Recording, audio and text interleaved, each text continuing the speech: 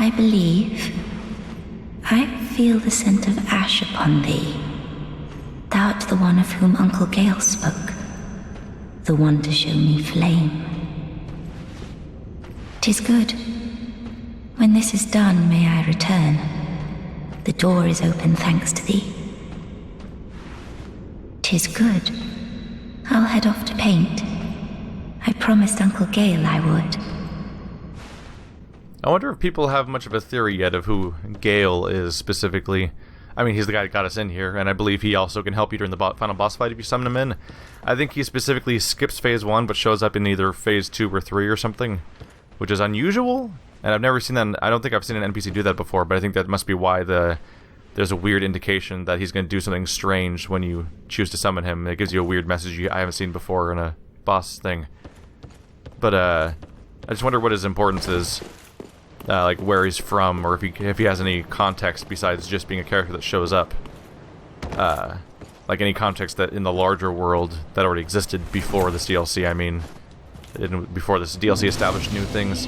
Because she, of course, people have all sorts of theories for. One of the most obvious and immediate ones being the idea that she's some sort of descendant of Priscilla, which is also odd because, of course, we already have another character in this game that felt like they might be some kind of descendant of Priscilla, so it's almost weird at that point to have essentially two characters filling the same role. But of course, it's always up in the air what we should think about some of these characters in the first place. But yeah, we have two characters whose location puts them in Ariamis land, more or less, ish, and they have white hair, and they have some sort of ties that are pretty irrefutable.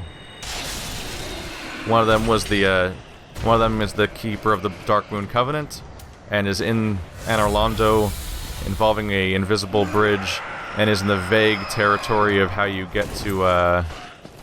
There are a lot of people going to be chasing me now. They're in the vague territory of how you get to the painting in the first place, where the painting would be if that whole building existed in this game. And of course, this one's in a painting, and also has white hair. Hello. Goodbye. Don't know why you say goodbye, I say hello. There we go. Who wants a shortcut? I actually probably need to go trigger that elevator to make it count, don't I? Until you trigger the elevator, it probably doesn't come down. There we go. Oh wait, is there a gate at the end of it? No, I remember walking up to the elevator and looking around trying to figure out if it goes up or down. I think. Either way. You guys attacking me from here? I think they forgot about me. That's a surprise. I thought going a relatively short distance would not get them to forget about me. I figured they'd keep going after me at that point. Regardless. There's a big one. I'm gonna shoot them from up here. Which is pretty funny.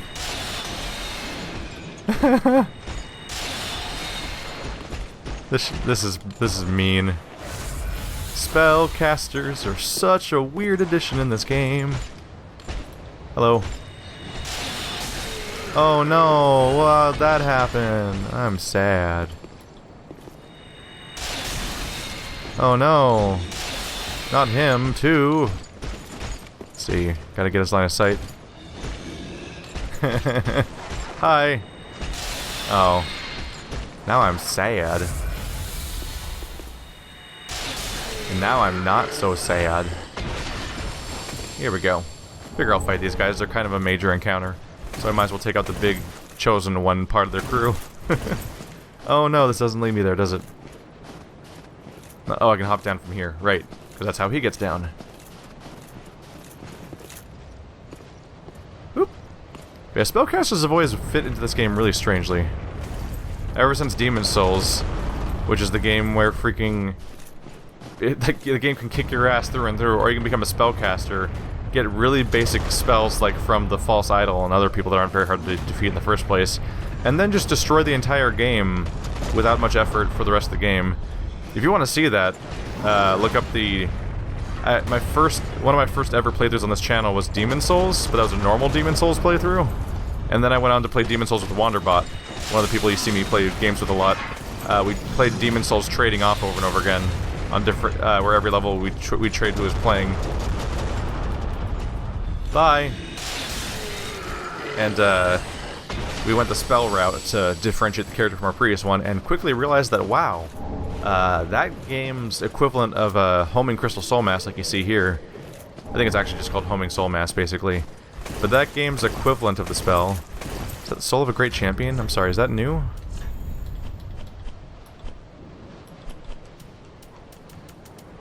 Oh wait, Soul of a Great Champion is just a consumable. Never mind, sorry. It was yellowish, so I thought that it was a boss soul.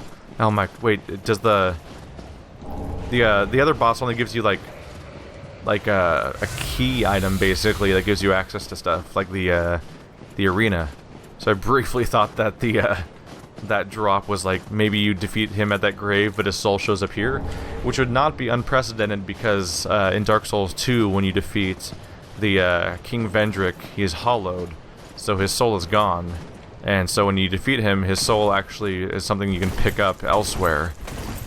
If I remember correctly, I think you can pick it up in the same room that I think all of his armor's in, or something like that. More or less, the outcome of that is the idea that I might as well rest because I've been using up my flasks. I think the idea there is that he hollowed, but his soul and his equipment and everything were all elsewhere. So if you came back, if you went there, you can go get them. But you can only get the door to open, I think, if you killed Vendrick, his shambling corpse. I could be misremembering stuff. I usually have a decent memory for Dark Souls 2 because I recorded 4 playthroughs of it. 4.5 if you count how much of the co-op series happened versus didn't happen. But there's so much to remember across all these games sometimes. 5 games and now 1, 2, 3, 4, 5, 6 DLCs, I believe. I think that's accurate, yeah. 3 for Dark Souls 2, and then 3 for 3 different games. This game, Bloodborne, and Dark Souls 1. No Demon Souls, unfortunately. Poor Demon Souls. I still like to hold out hope that we'll get a Dark Souls and Demon Souls remake on PS4 or something like that. Oh, I never kicked you down because you're the other way around, right? So this path dead ends for now. Gotta find my way around. Dark Souls would be a little redundant, I guess, because well, I mean, it's not on new consoles yet, and frankly, it would be kind of nice if Dark Souls controlled a little better. It's a fantastic game, but every time I launch it, there's definitely a feeling, like whenever I go back just to, oh crap, that's the drop-off point. Whenever I revisit Dark Souls 1, there's a moment of like, oh, I have to completely recalibrate my brain on how this game controls, because the rest of the series now controls differently. Which is a weird thing to explain if you haven't experienced it yet, but if you've played every Dark Souls sequel in order and have not gone back, you probably wouldn't even notice. But the games have been gradually getting smoother to play, like from a control scheme, like the way, like the directions you can roll in, and the responsiveness of the controls, and like different elements have been getting smoother and smoother in a way that almost might even sound self-contradictory, because they're things you associate with being the clunky parts of Dark Souls, but surprisingly some of the things that you think of as clunky Dark Souls have become less clunky over time, even if you didn't notice it. With the obvious case being that Bloodborne, of course, made it very obvious that it went well and past that point. But focusing on Bloodborne too much can make you not realize that the other games in the series have actually been taking the same path. Which is part of the reason why this weapon right here exists in the first place, is that they specifically gave us this faster version of the sword spell because of the fact that game's speed had changed over time in a way that really mattered. There we go. So it would be a little nicer to play Dark Souls if it was a little smoother, but of course they'd have to probably rebalance the game. Certain parts of it would probably, like certain parts of the enemies would also probably have to change a little bit, but I don't know for sure. More than anything, though, biggest priority for me, because Dark Souls is on PC, so I'm like, whatever. I have it. I just wish it was easier to play Demon Souls than to whip out a PS3 over and over again. I'd also like to look better and run better, because the PS3 does not do that game any help, really. Hello. How you feeling, buddy? Feeling good? Whee! Isn't that just the funnest spell? Oh, that's over there. Okay.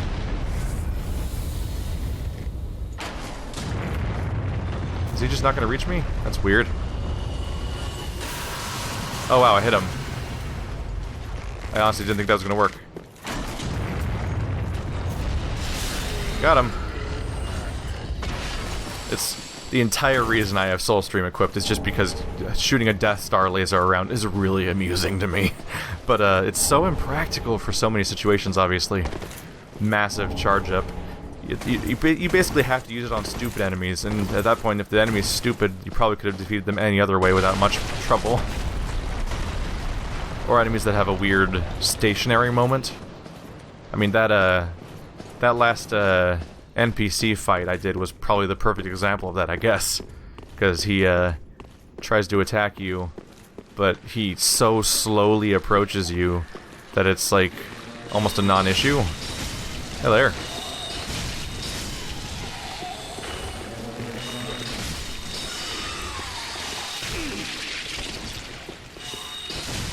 Oh man, this weapon's more or less perfect for fighting these guys. Ow. Rude. Let's whip out that torch real quick before things get worse. There we go. We're almost to the boss. This is it. It almost does come across as like a weird scenic tour in this mode, when you're just blazing through it all really quickly. It goes from a different piece of scenery every 30 or 40 or 50 minutes to a new piece of scenery like every 5 minutes, which is it's entertaining, but obviously short. I think I'm just under an hour in right now, if I estimate. I can't look at my own recording because I was recording the moment I launched the game, and I did Fashion Souls when I did this whole nonsense, which I'm kind of happy with. I like how this looks. Some of it actually looks like it fits together. Like that, the Lorian leggings fitting together with the Dancer armor really fits. It shouldn't be that shocking because it's the same kingdom. They're not exactly foreign knights or anything like that.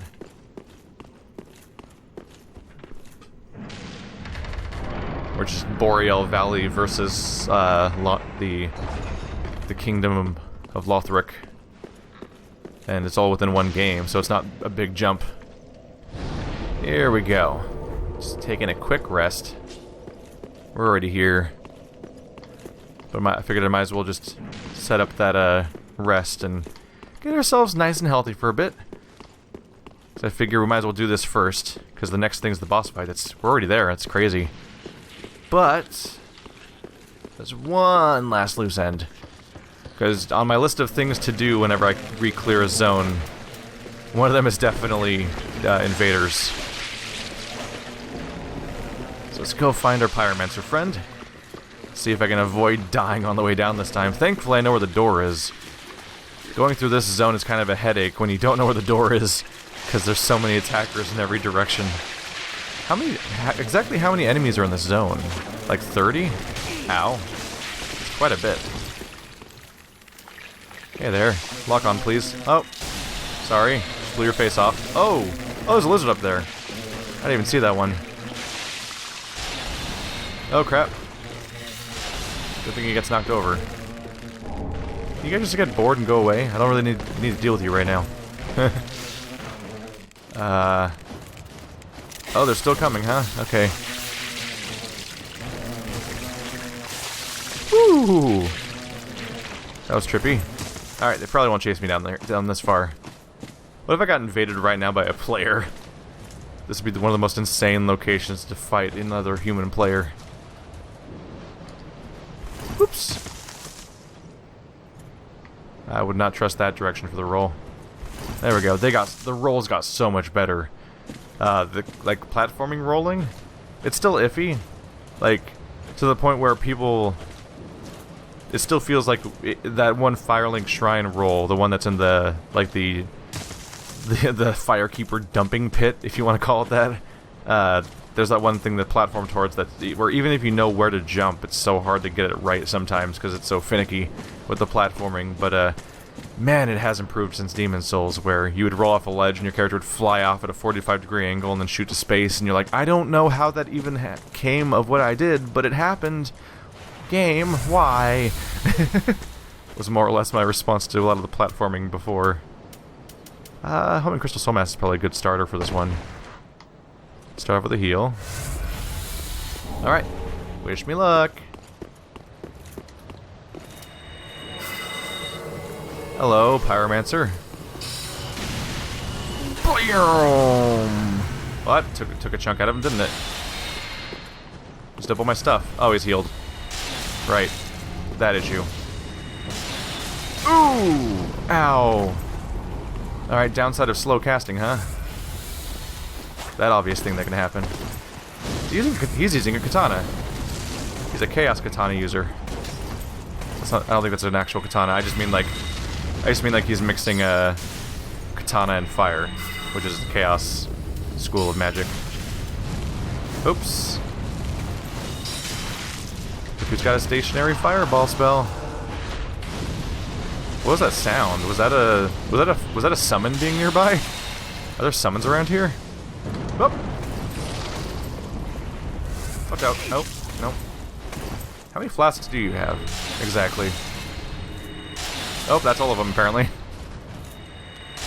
That kills his chances pretty bad. Alright. You tried, Livid Pyromancer. Floating Chaos is mine. And only mine. You can't take it from me. What does it say? Jumping. That's one of those platforming tricks. Alright, we'll warp on out then. Oopsie. Sorry, I didn't mean to open a disparage menu. Let's go spend souls again. Okay, so I've realized I did skip one other thing. So we'll do that real quick. I need to hop on down here and actually flip that switch. Which will... If invincibility frames still work the way they have in the past, it should be easy. Because the chain's right here. Can I drop down safely? Oh, that fall's big, actually. I don't know if I can survive that fall. I think I'll have to take the long way around. Wish me luck. Because I'm lazy. Don't want to fight every single fly. But that mostly just means it's going to be a chaotic chase of being swarmed by like 50 flies. So, win-win for you guys? Although, I could get away with a suicide run. If I flip the switch and die, then I still get the progress, and all I lose is 133 souls and 1 ember. Hello. Oh my god. Oh my god, I'm swarmed.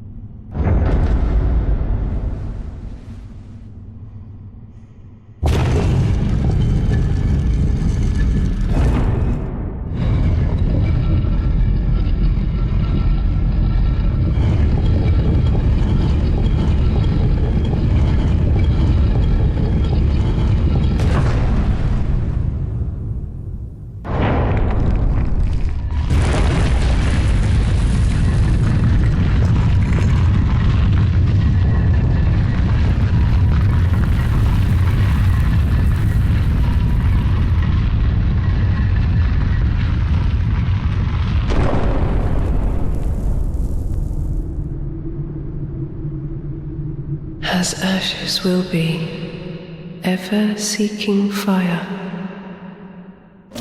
Ah! that return to that scene. I could probably just Homeward Bone, but this is amusing to me.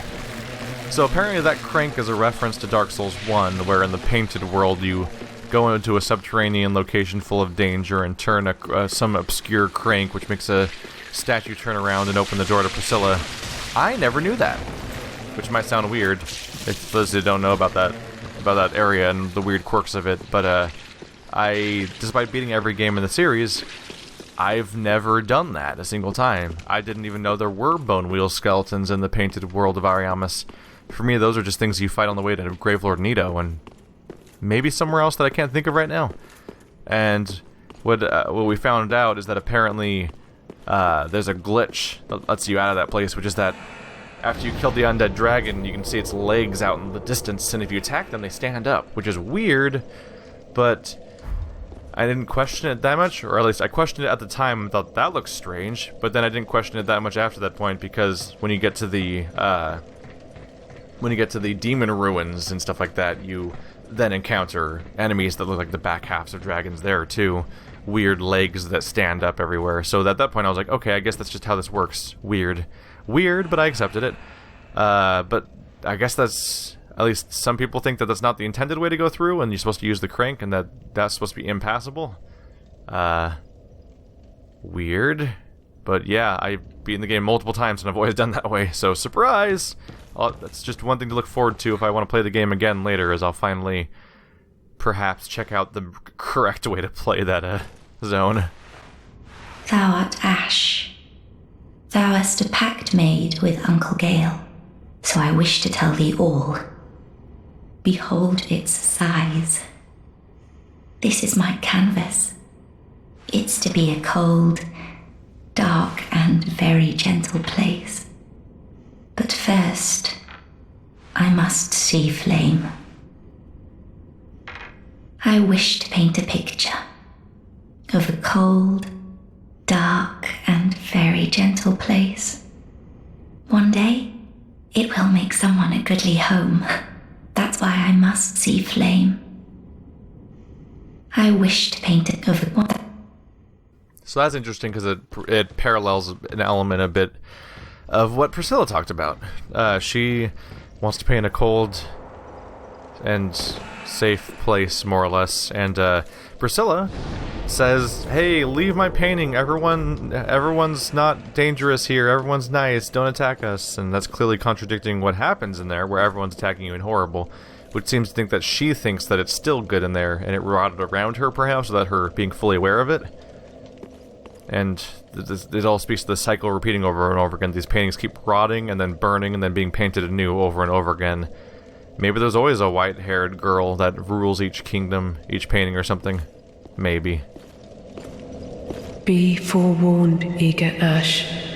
Should this world wither and rot, even then would Ariandel remain our home. Leave us be, Ashen One. Sweep all thought of us from thy mind, as thy kind always have. Leave us be, Ashen One. Sweep all thought. Not very happy, is she?